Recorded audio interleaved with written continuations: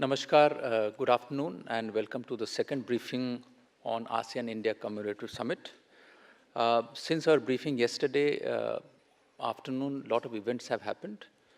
To take us through these events, I have with me Secretary East, Srimati Preeti Saran. I also have the Chief of Protocol, Sanjay Verma, JS South and Nalanda Vinay Kumar, and Joint Secretary ASEAN ML Anurag Bhushan. They have all been instrumental in pulling off a spectacular summit, in terms of not only from the substantive point of view, but also from the logistics and protocol point of view. So, ma'am, without any further delay, I give the floor to you.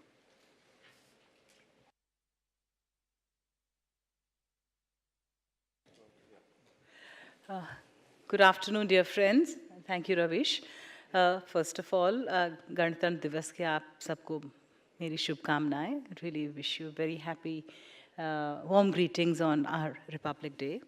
And what a Republic Day it was.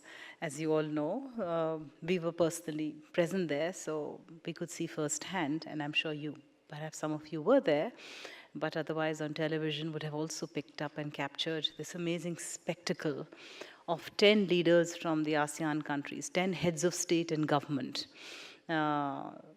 sitting on the dais with our Rashtrapati ji and other leaders of India to watch this amazing parade. And there was the Republic Day parade, and there was very specific elements which were specific to ASEAN as well.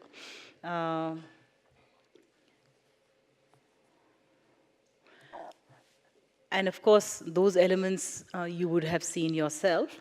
One was, of course, the two tableaus that, usually when we have a visiting dignitary, there's always some way to honor. And last year there was a marching contingent from the visiting. Last 2 years it has been that. This year, the components that were very specific to ASEAN leaders, as a mark of respect to them and to honor, was the fact that we had two flags of all the 10 countries and ASEAN flag as well to head the parade. And thereafter, there were two tableaus. There was the themes of the two tableaus really focused on our ancient civilizational and cultural linkages, including Buddhism, education. The Nalanda University, Bodh Gaya, was represented there. Ramayana was represented there. And our trade links, which have really, our maritime trade links, which have connected us to the ASEAN countries. And then there were, one of the schools had in fact performed a very beautiful cultural piece, again, which resonated very well with the fact that this particular summit, the 25th anniversary of our India-ASEAN Commemorative Summit, was held just a day before our Republic Day, and to have all the 10 leaders as chief guests for a Republic Day. Certainly, I will request our Chief of Protocol, Sanjay Verma, to, after I've just quickly made some opening statements, to share some other elements. But you must understand that it was a huge exercise in logistics as well. And security, because just to have summits, we've had summits of all kinds. We've had FIPIC, we've had the India-Africa Summit, we've had several other summits, but they have never been done to coincide with our Republic Day. Republic Day itself, with the number of hundreds and thousands gathered on Rajpath, itself is a huge security and a logistics bandobast affair for the entire administration of Delhi, for Delhi traffic, for the security agencies, and for the Ministry of External Affairs, because we invariably have to tackle with one dignitary. But to have been able to meticulously plan the entire presence of all 10 heads of state and government at Rajpath with precision, with punctuality, and not just the starting of the parade at 10 o'clock sharp, but even earlier, the entire summit that was held yesterday. Since we last met, I think what happened was the plenary, and followed by a gala dinner hosted by our Prime Minister, and then a bilateral that he had with President of Indonesia. And this morning, immediately after the Republic Day parade, our Prime Minister also had two bilaterals, one with Laos and the other one with the Prime Minister of Laos and the Prime Minister of Malaysia. That means I have really, we covered 9 bilaterals that he has had, and tomorrow, the Prime Minister of Cambodia, His Excellency Mr. Hun Sen, who's here with a large delegation, in fact, will be on a state visit with the full forecourt welcome to him, followed by talks and lunch, and of course, a call by External Affairs Minister on the visiting dignitary, and then meeting with a delegation talks with our Prime Minister, then calls on Uprashpati Ji and Rashtrapati Ji. This is as far as the program elements are concerned. So I'll first focus just on the outcome of the summit. You would have seen what our Prime Minister, the statement that he made at the plenary, because that is available on our Prime Minister's website. And then at the end, there was, and you would also heard the response of the ASEAN leaders, because the Prime Minister of Singapore, who's the chair of ASEAN, had responded to that. And then in the closed session, of course, we focused on how to move India-ASEAN relations forward.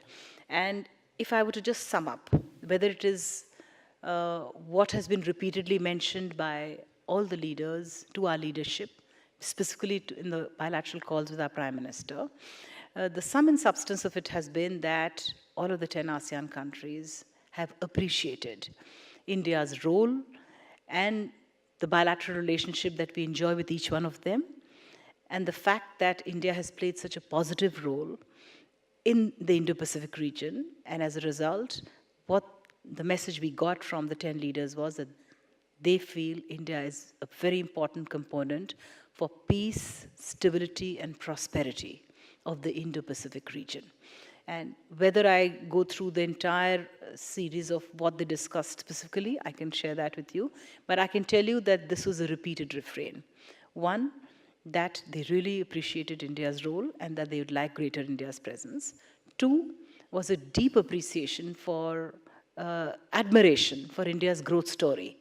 All of them repeatedly acknowledged the growth rates that India is clocking at the moment, being one of the fastest growing economies, the amazing reforms that have been introduced by the government, whether it is to fight corruption. Corruption, again, is something that is very, very dear to, for example, the President of Philippines has also himself taken several initiatives, and he was particularly interested in wanting to hear more about the Aadhaar system, about the digital economy, about the desire to do cashless transactions was another issue which was of interest to Singapore, because they too would like to move more and more into cashless transactions, and financial inclusion.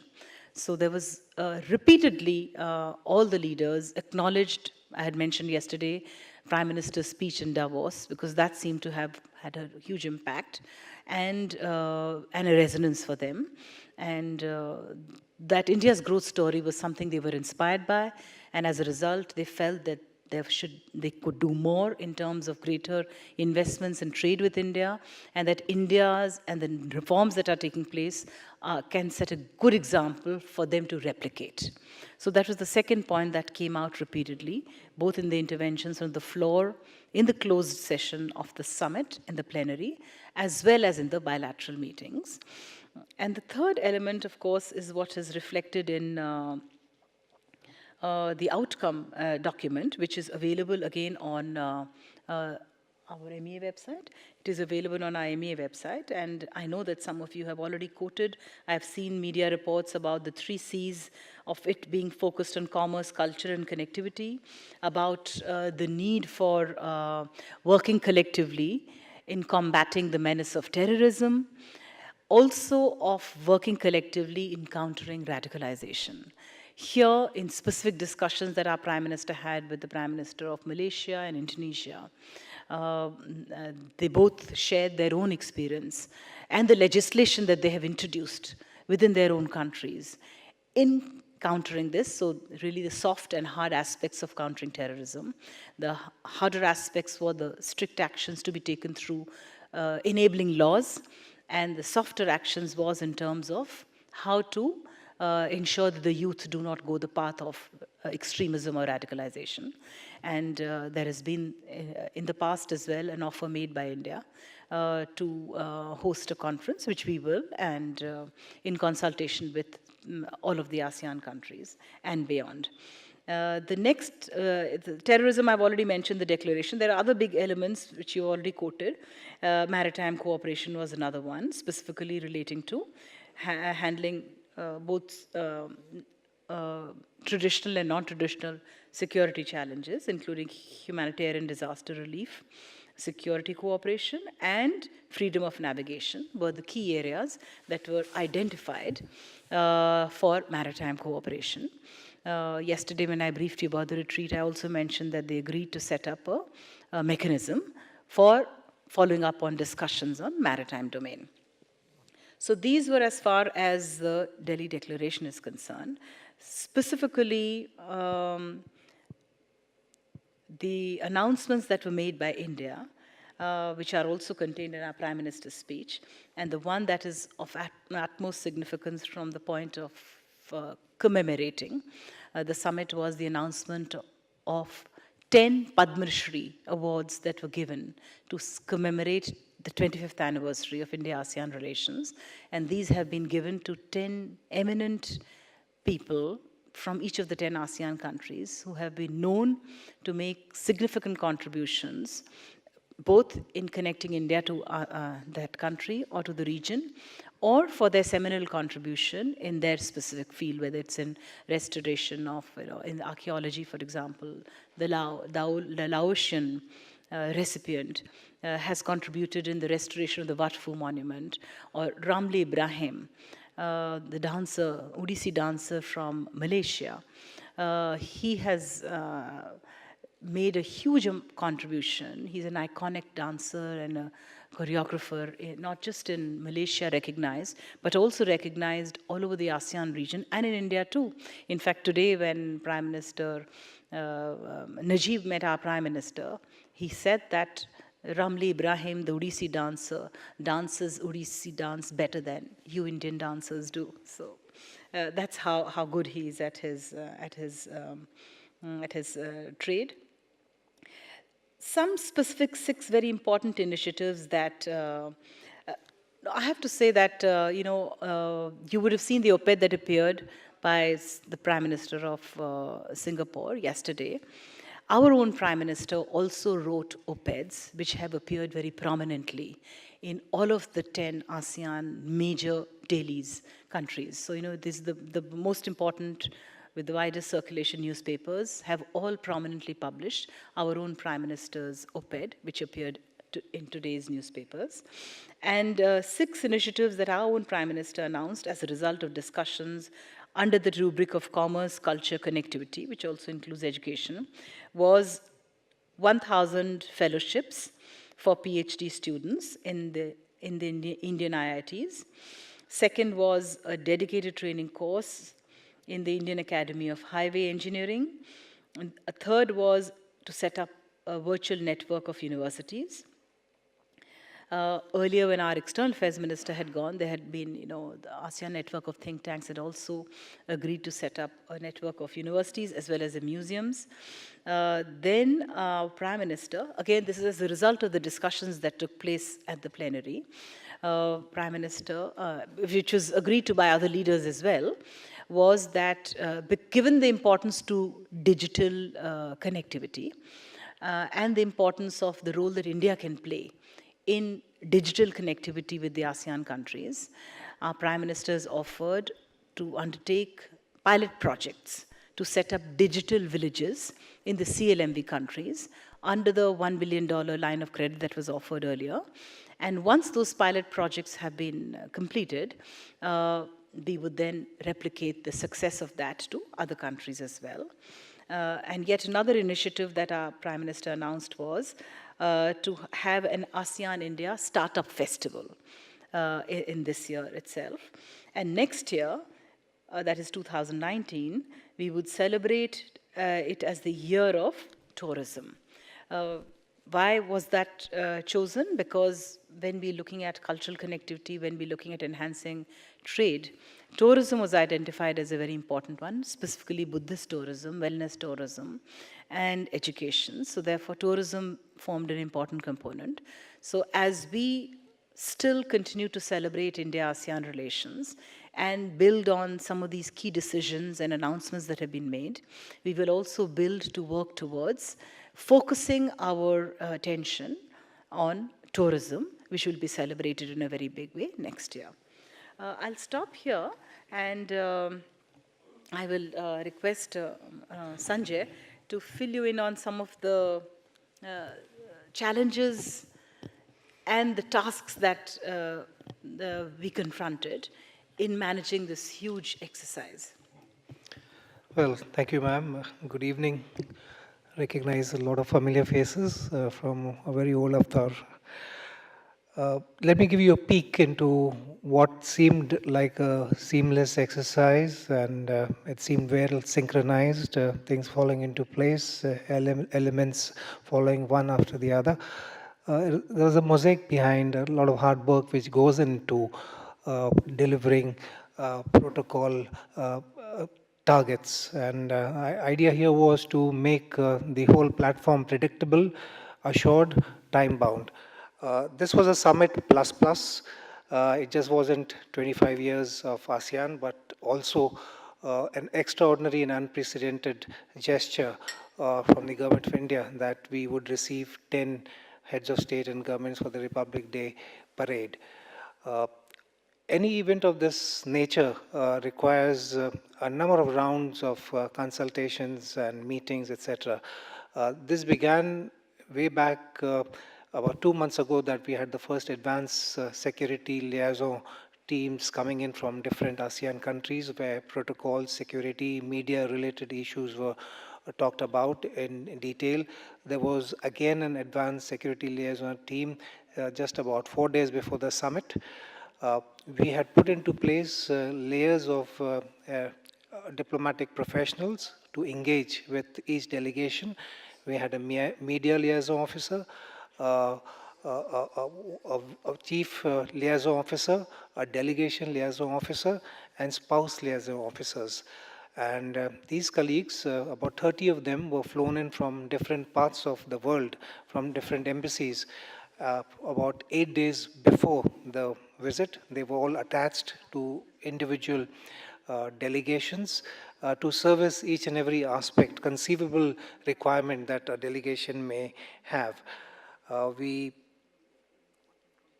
also had to factor in specific requirements, allergies, food habits, so that whether it was a banquet or whether it was even simple things like if you're sitting on a chair and you're allergic to a certain fabric, that had to be taken care of.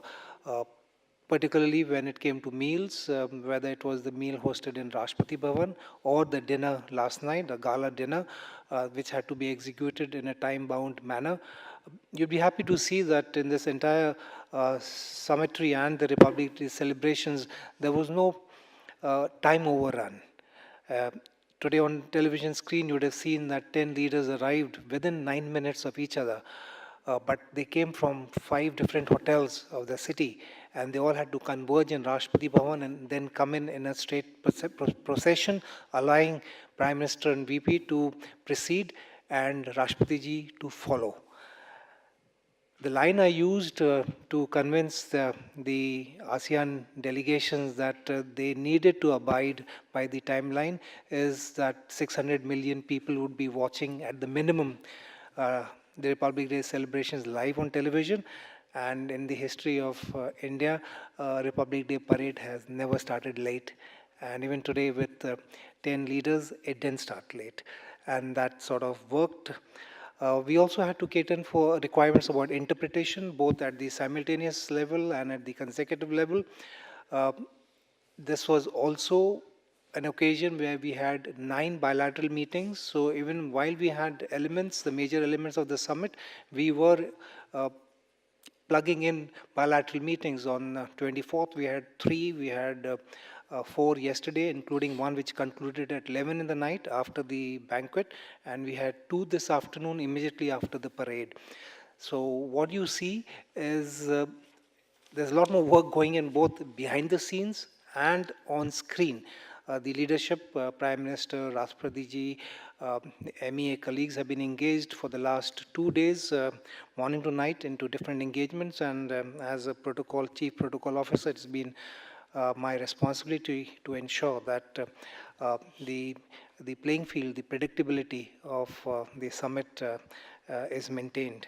I would, as a side, I can mention that usually when we deal with such heavy requirements, we have WhatsApp group, and you'd be, every time after 3 or 4 minutes I look at my telephone, there'd be 40 messages on the WhatsApp group, because there are at any given time over 150 officers in MEA feeding into that.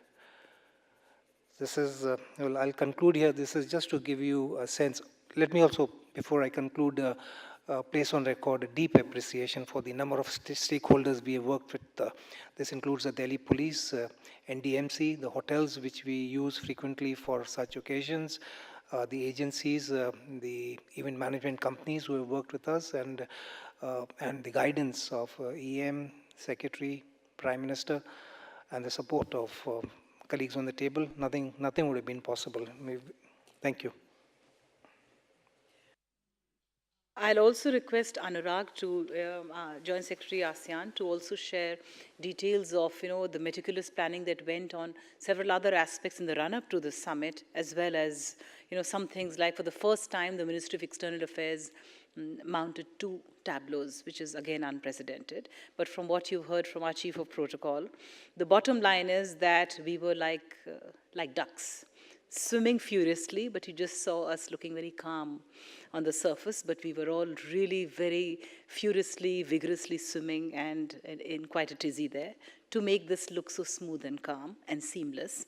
The second was the attention to detail, which again, Chief of Protocol mentioned, meticulous attention to detail, directions coming straight from our External Affairs Minister. To again give you very small examples, this morning the dais where our leaders were sitting, there's some heating facility, but maybe not warm enough. She personally had provided shawls to ensure that they are warm in their feet.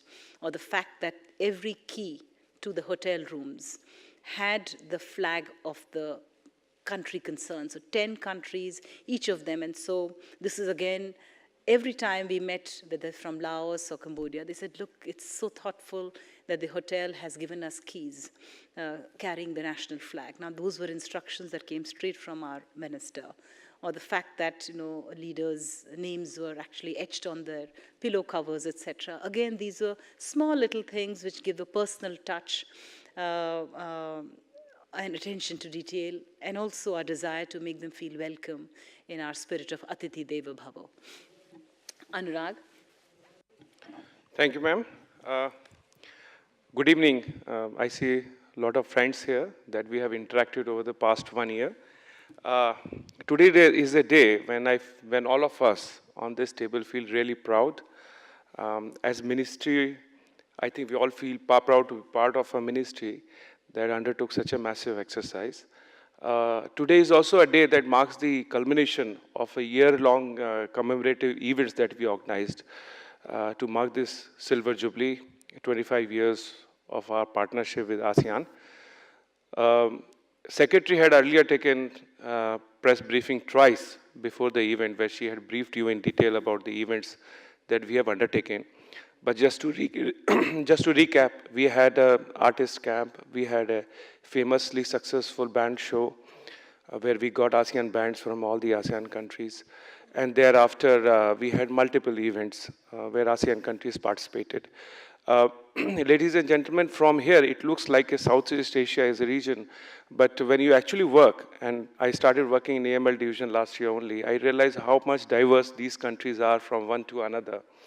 And that if you go beyond the 2 or 3 big cities, you find a fantastic region which is very culturally rich, enormously promising, and something that I think a relationship that is a relationship between India that is slowly maturing. Our job was to bring this relationship into very focus, especially with especially in the three C's vertical, as we call it, which is connectivity, culture, and commerce. Our activities were therefore focused in bringing all these pillars of our relationship into focus. Specifically speaking, culture, I told you just that we had an artist camp, and the product that came out of artist camp, the paintings, were actually displayed in this summit and were appreciated by every leader, including our Prime Minister. When I say connectivity, of course, connectivity was the central theme of this summit.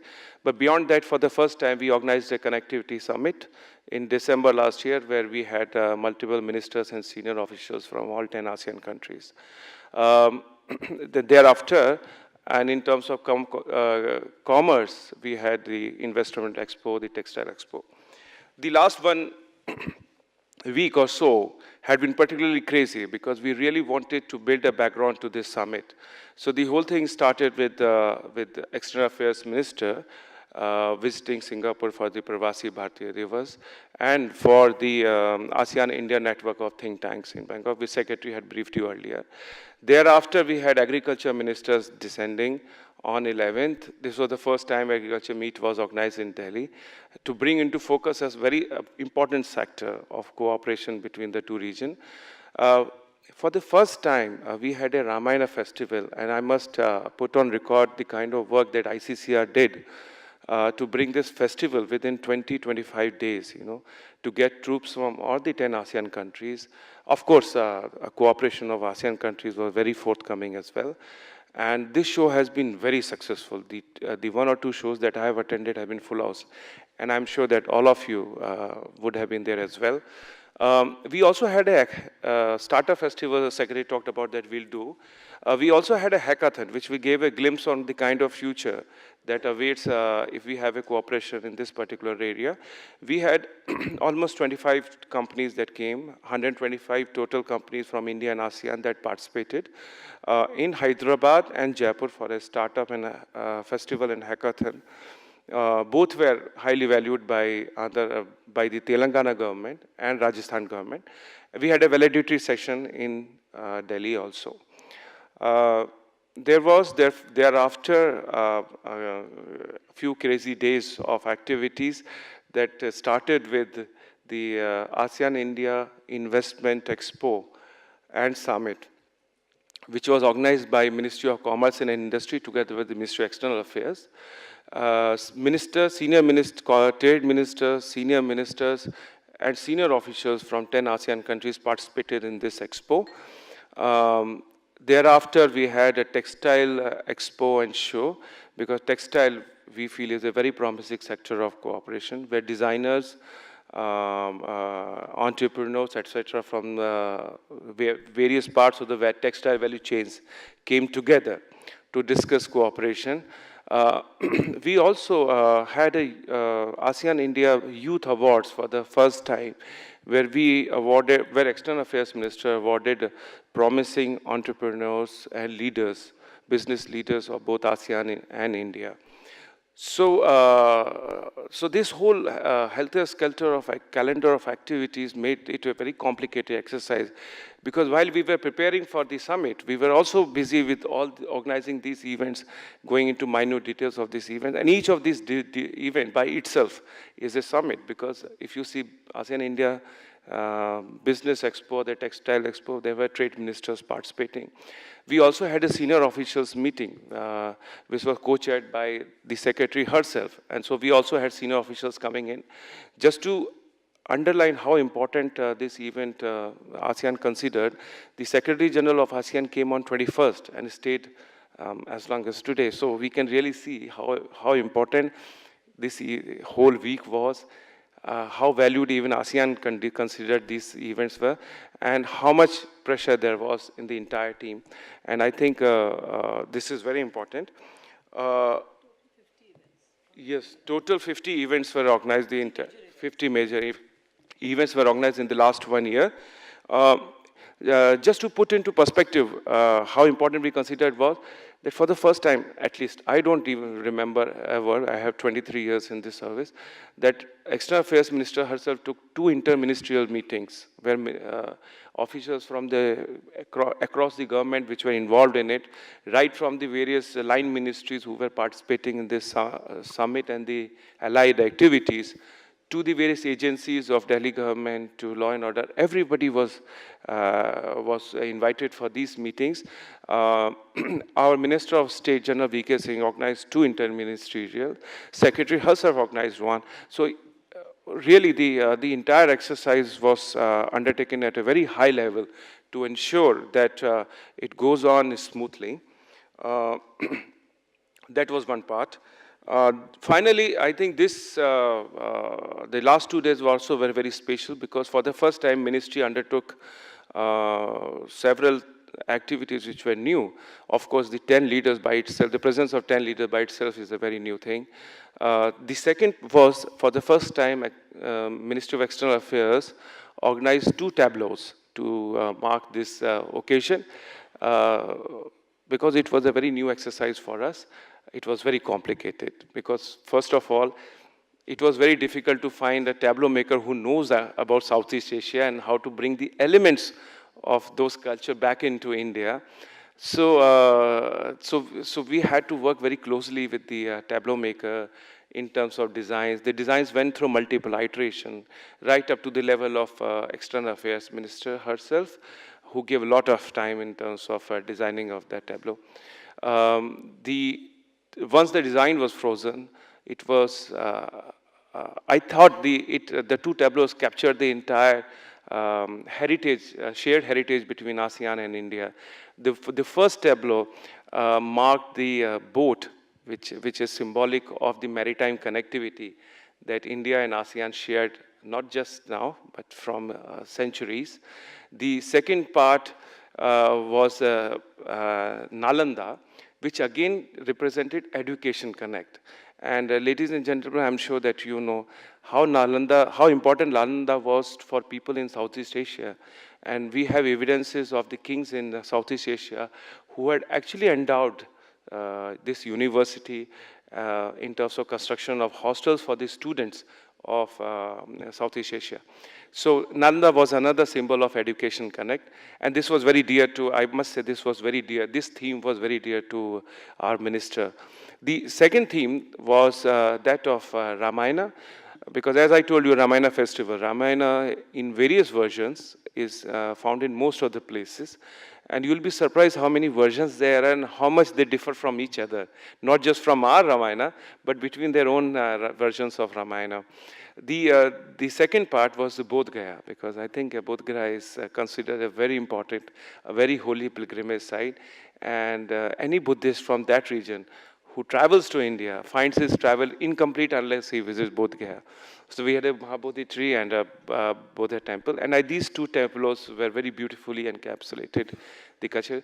To bring that culture also, we had a ground element of couple from each country who wore the clothes of that country, and that's very interesting because we had no idea about what kind of, at least the designer had no idea what clothes they wear.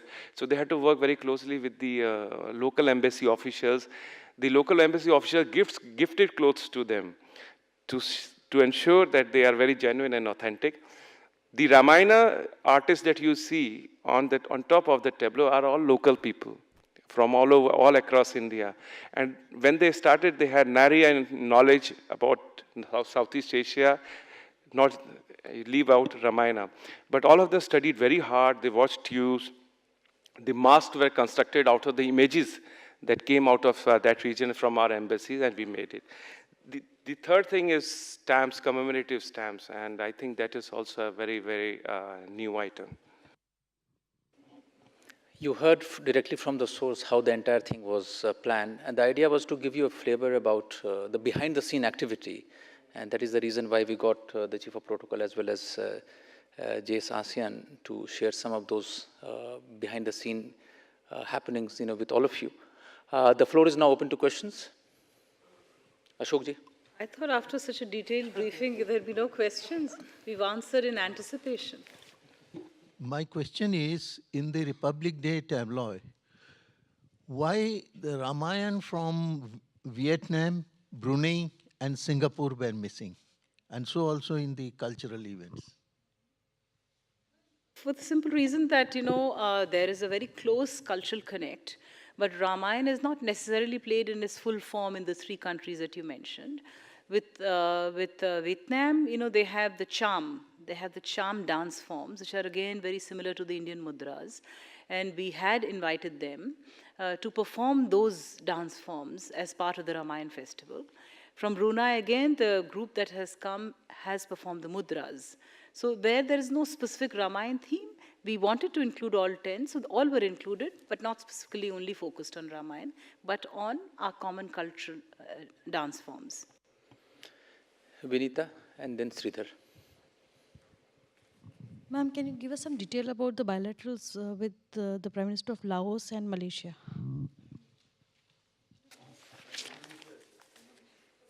Ma'am, Indonesia all also. three bilaterals. All ma'am. three. So I'll quickly run through all three bilaterals. Common क्या था? नहीं, what was common? आपने captioned the common. I'll quickly go through for what are the common elements of the meetings, not just of the three leaders that we are telling you about, but of all the 9 leaders that our Prime Minister has bilaterally met. 10, of course, he will be having a full meeting tomorrow with the Cambodian Prime Minister.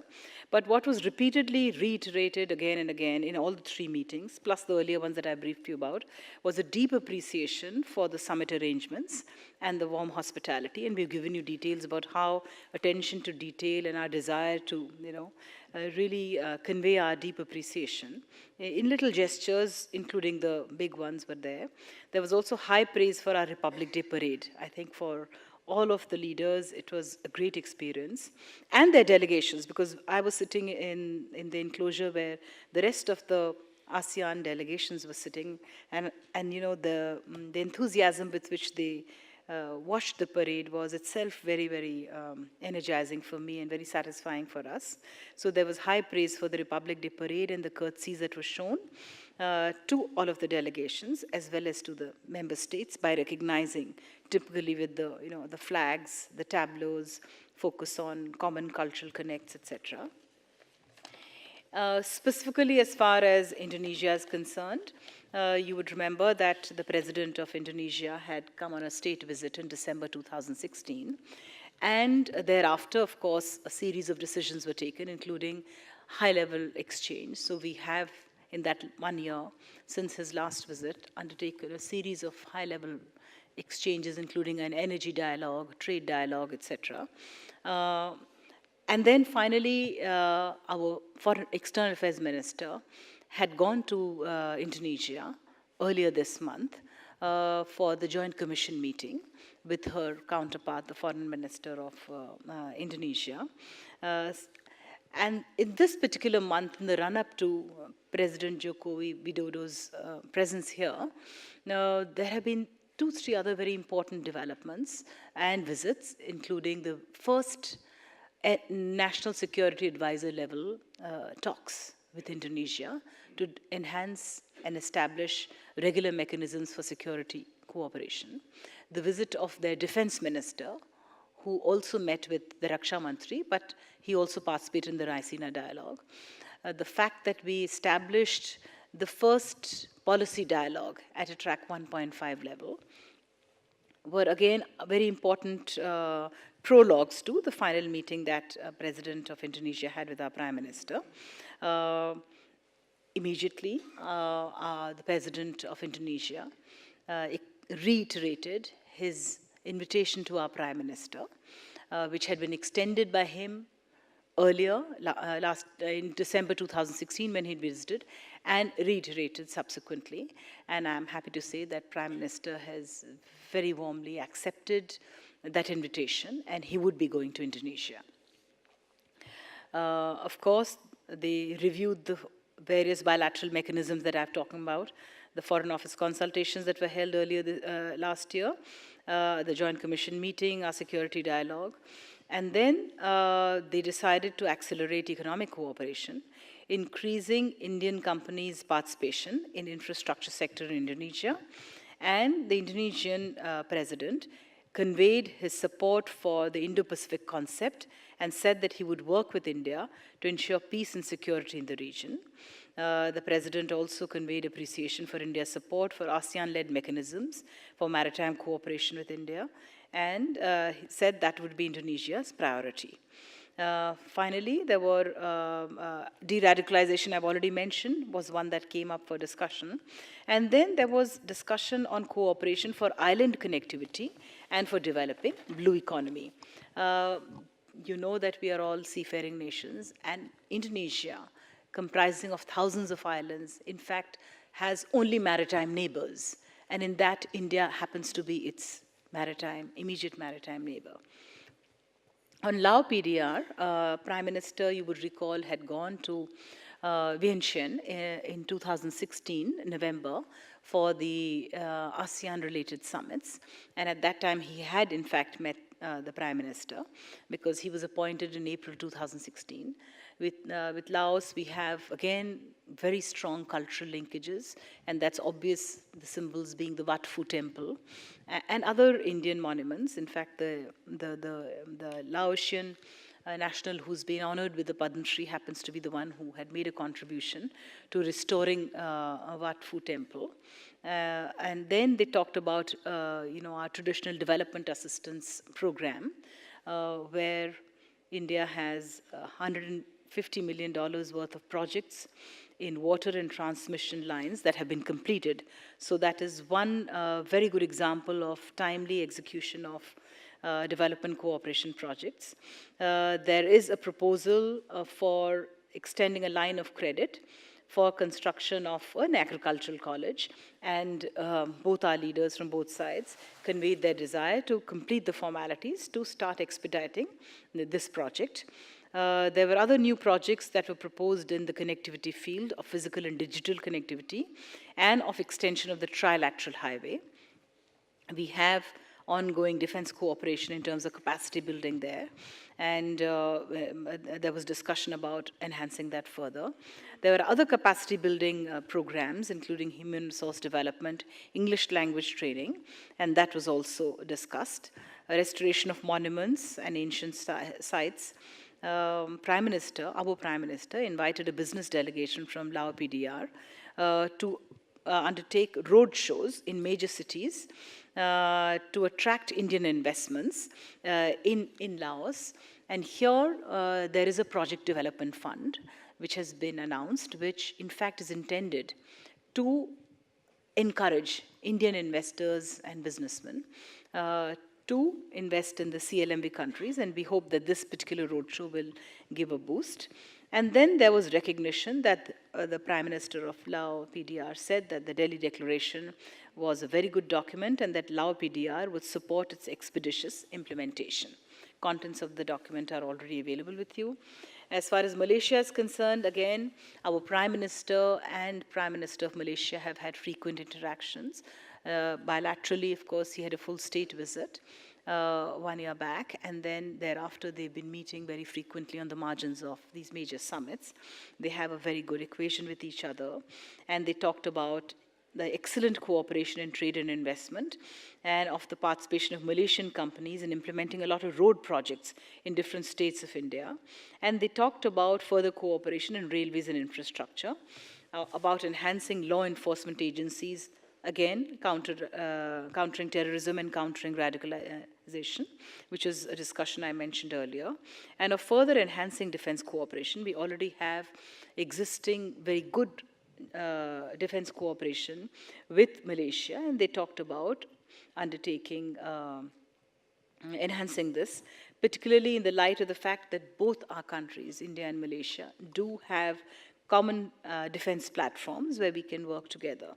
Our Prime Minister invited the Malaysian companies to avail of new avenues of investment in India in the civil aviation sector. I think I've covered all the three. Yeah. Sridhar. Ma'am, I actually just have two clarifications. The first, you mentioned that India is going to organize a conference on terrorism, on counterterrorism, on counterterrorism. That's what I meant. On Where, countering radicalization, yeah, not yeah, on countering terrorism, is a huge other exercise yes, which is undertaken yes. So bilaterally this with all of is them. specifically for the, with the who will be the participants, the ASEAN countries and India, and when will the conference be organized? Could you give us some details about that? And the second one, you mentioned that about this 1,000 fellowships in IIT, which you said was decided at the plenary session. So could you just give us some details about this also? 1,000 fellowships. Is it related to this? Connected to Terrorism. counter radicalization. No, it is connected to terrorism, cross-border terrorism. Puchi? Okay, Madam, I think that this is the first time that ASEAN has taken a resolution in this Delhi declaration about cross-border terrorism. So how did you pursue them and how it figured? Akhilesh, this was a different question, but I will let it. Just hold on. Athar, just hold on. I think No, let- you don't, perhaps my answer will answer your question. So to begin with, I'll first go on to the fellowship programs. As I mentioned earlier, that in the course of the discussions, there was a desire, India has undertaken traditionally capacity building programs, including under the ITEC program, in several of the ASEAN countries. And there has been a deep appreciation of the capacity building and the scholarship programs that India offers to several of the ASEAN countries. It does not necessarily offer scholarships to all the 10 countries. For example, there is a reverse trend in a country like Philippines, where there are several Indian students studying medicine there. So there we have benefited from the capabilities. But the Sultan of Brunei, for example, recalled when he met our Prime Minister that he himself had, been taught by Indian teachers. So there has been a very strong educational connect ongoing over years between India and ASEAN, and a desire to enhance this cooperation of education, which focuses on youth, focuses on capacity building. And in that context, our Prime Minister, at the end of the discussions, concluded it by offering these 1,000 additional scholarships in IITs for PhD programs. Coming to the question on the text that is contained, the several references to the paragraphs on terrorism, when you read the contents of that text, you will see that there is, of course, very strong language of the 11 leaders coming together to strongly not only condemn terrorism, but also to recognize that this menace requires collective action, global as well as regional. Terrorism does not know any boundaries. You know what is cross-border terrorism. You know that when it knows no boundaries, you cannot be selective in terrorism. You can't say good and bad terrorism. And in that context, the fact that the 10 leaders of ASEAN recognized it and endorsed it in this declaration shows the need and the recognition of this menace to be fought collectively. On the question of the countering radicalization, this particular conference, this has been in discussion for some time. It came out as a result of specific discussions that our leadership has had with the leaders in Malaysia and Indonesia, because both these countries have had very successful programs and legislation in position on ensuring that their youth are not radicalized. Again, in that context, Prime Minister of India at an ASEAN summit last year had offered to undertake a conference, a seminar for discussion amongst concerned experts to discuss learn from each other's experiences. And in that context, I would also mention that there are positive experiences as well. Indonesia and Malaysia are positive experiences. India too has had some very positive experience of handling this particular menace, because it can be very toxic if it were to spread.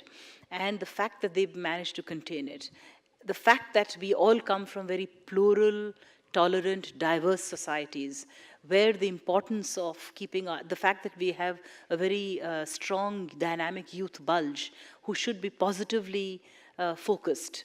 And in that context, there is a huge problem of radicalization of youth taking place through the internet and otherwise, where we felt that this particular conference, that it will be a global conference, but the experiences of India and the ASEAN countries would be one which can actually set a very positive example for the rest of the world.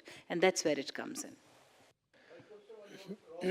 Akhilesh ji, she has already answered that. Athar, your question is answered on...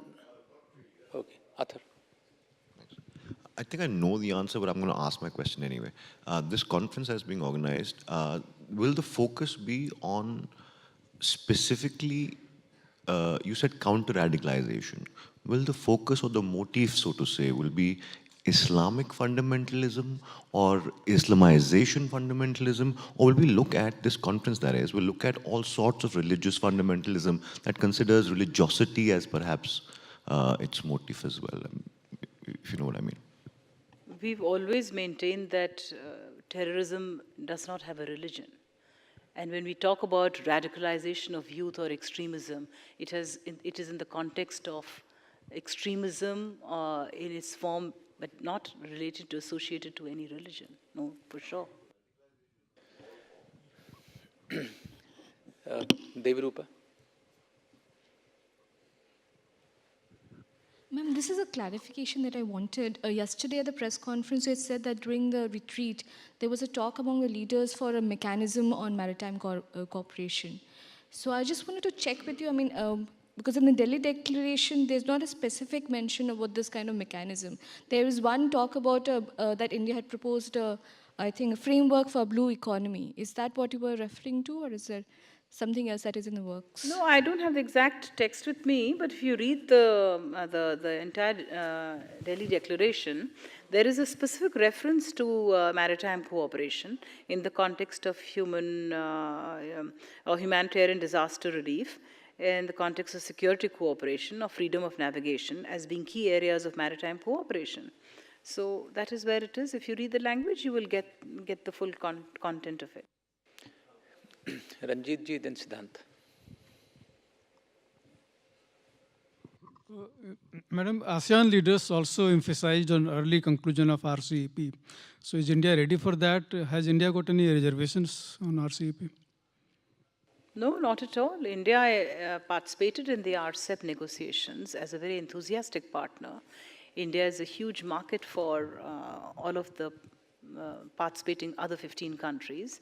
India itself, I think, would have a lot to gain to be part of this regional grouping, which is why we have participated very diligently in the negotiations. But when there are 6 countries involved, obviously everyone has to take on board everybody else's concerns. What we have maintained, and we've shared with our counterparts through the negotiations, has been that we look forward to a balanced outcome, which takes on board all elements of what is strictly regarded as a free trade agreement, including goods, services, investments. And that's, when they are negotiating, we cannot specifically talk. When negotiations are undergoing, you cannot talk about specific concerns because it's really not for me to divulge. It's really for the negotiators. All I can say is that we maintain that we expect it to be a balanced outcome which is acceptable to all parties concerned. Siddhant. Ma'am, I have 2 questions. One is on did Zakir Naik came up during discussions during the bilateral with Malaysia? Secondly, on connectivity. Zakir Naik. And secondly, on connectivity, did predatory practices by certain countries were discussed when the ASEAN leaders met with the Indian leadership, predatory economic practices? So, no to both your questions.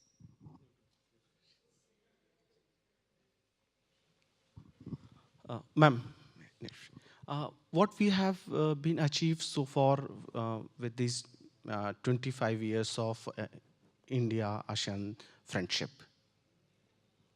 What's the achievement of these all 25 years? To just sum up. Well, I would like to say that everything that we've been saying for the last half an hour is a complete failure. If at the end of this briefing you're asking me what have you achieved, that's what we've been talking about. What have we achieved? We've achieved, I think, a great deal. Please in take a look. terms of the 3 rubrics. So, if you, after that, you ask me this question, I think perhaps we've not communicated it well to you. To start with, I think please take a look at the Delhi Declaration. I think there's a lot of substance in that. Yes, please. Secretary, as you mentioned that maritime cooperation, one of the key area of cooperation is freedom of navigation. What are the key issues or common challenges discussed in the summit? Especially in the Delhi Declaration, we see the implementation of DOC and the early conclusion of COC in South China Sea. Thank you. So, you will see that both India and the 10 ASEAN countries are positioned in the Indo-Pacific region, which is the waters which carries 90% of global trade. And therefore, it is essential for all of us countries to be participating. Again, we are seafaring maritime nations, and so therefore for us, maritime cooperation becomes a very important element. And in that context, we firmly believe, as do the ASEAN countries, as you've seen from the declaration which has been endorsed, that freedom of navigation is an important element for movement of goods and people. And also for peace, prosperity, and stability of the region. Dipanjan and then Kalol. We heard about the Prime Minister's speech and Singapore Prime Minister's speech at the plenary yesterday. The rest were closed door, as I understand, like all plenaries. Could you just give a sense of the other 9 leaders, what would have they said? And I've already gone through the whole exercise. Either you were not paying attention, or maybe you replay. No, plenary in particular. What the other leaders sort of give The other leaders, is exactly what they've said is what is captured in the Delhi Declaration. The Delhi Declaration was adopted at the end of the summit, after listening to everybody's views on board. So, anything particular? No, it's contained in the declaration. Specifics I've already mentioned, the fact that they've conveyed their deep appreciation for India's role, that they'd like India to, play a greater part, that India is very important. India specific, they said. The rest is all contained in that declaration. Kalol. Congratulations on the successful summit. My question is regarding what the Prime Minister said in his plenary speech. He was very, I think, quite frank in the opening statement itself, where he said that security cooperation and freedom of navigation will be the key focus.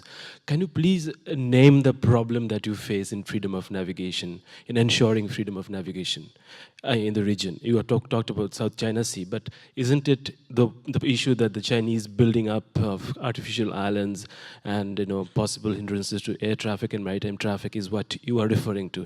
I want you to name the problem to freedom of navigation and why this this reference to freedom of navigation is so significant for us.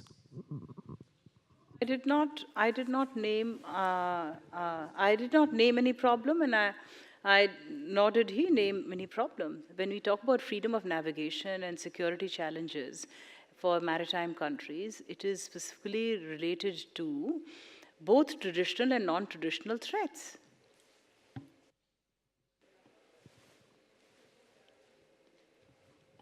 Two separate questions, but quick answers. One is to do with, could you just tell us where we are vis-a-vis India-ASEAN FTA, if there is something happening in that particular domain?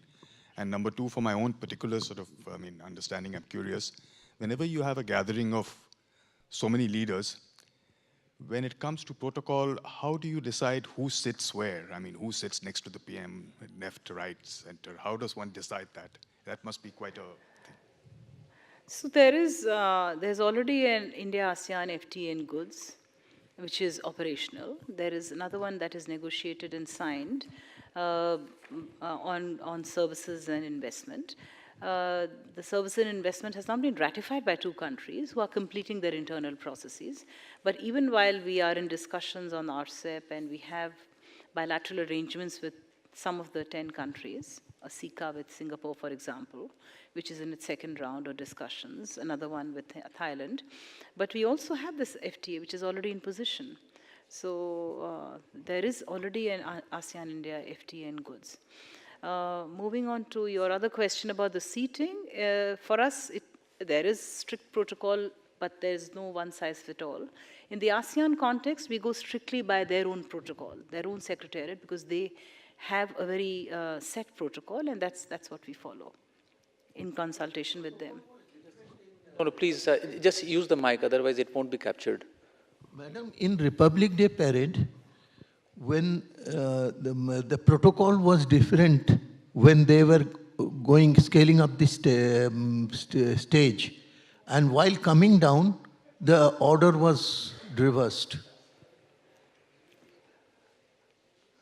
There's a rocket science to diplomacy, and if you want me to deconstruct that, let me say that there is a protocol order to things. The most fundamental is that royalty trumps elected representatives, and then you have region-specific protocol, the ASEAN protocol. India has its own protocol, and sometimes when the occasion demands, functionality becomes a criteria. So when the leaders were getting onto Rajpath and to the saluting base, we had to work between seniority, ASEAN protocol, and the fact that they were spread over 5 different hotels, and there were bubble movements. I'm getting a little technical here.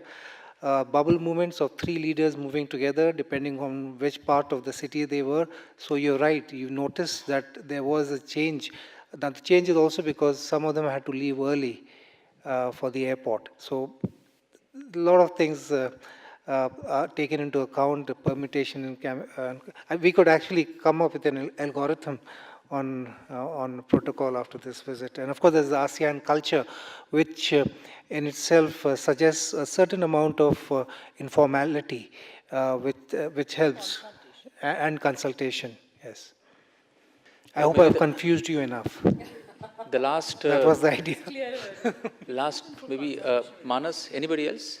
I may just conclude by saying that all the arrival orders, positioning, placement in banquets was done in consultation with the ASEAN Secretariat. So the last 2 questions, Manas and then... Ma'am, as you said, in fact, almost all ASEAN leaders appreciated India's role in ensuring peace, stability and security. I didn't say almost, I said all ASEAN leaders. Peace, security, stability in the Indo-Pacific region. So ma'am, was there any expectation from any of the ASEAN leaders for India to play a more proactive role in the Indo-Pacific region actually, in the context of Chinese assertiveness? India-ASEAN relations stand on their own. Right. They don't require any third party's participation. Right.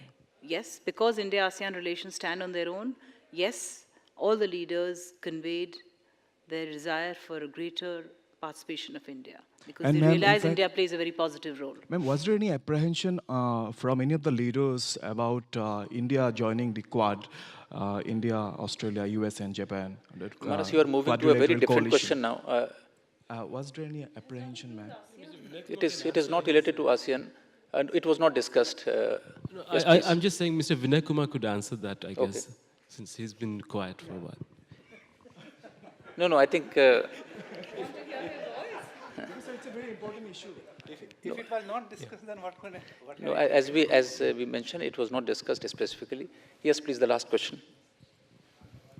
Ma'am asked to Hindi madam ये जो रंगिया मुस्लिम का जो issue था Myanmar का रंगिया मुस्लिम का इस issue में ASEAN ने क्या सोचा है रोहिंग्या इशू